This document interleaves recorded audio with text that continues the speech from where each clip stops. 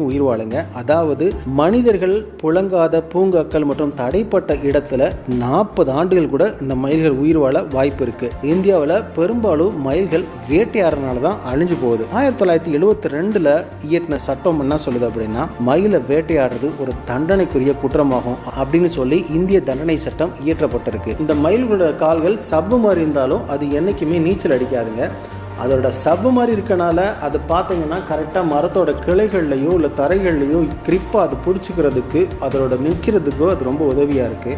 பெண்மயிலை காட்டிலும் ஆண்மயிலோட தோகைகள் அதிகமாக இருக்கனால கூட அது நீச்சல் அடிக்குமா அப்படின்னு கேட்டிங்கன்னா அதுக்கும் வாய்ப்பே கிடையாதுங்க. பொதுவாகவே மயில்களோட உடல்கள் ரொம்பவே அழகான ஒரு வடிவம் இருக்கனால நம்ம கண்கள் கொள்ளைகளோட அளவுக்கு அவ்வளோ அழகாக இருக்கும். நம்ம உலகத்தில் எத்தனை வகையான மயில்கள் இருந்தாலும் நம்ம இந்திய மயில்கள் போல் அழகாகவே இருக்காதுங்க.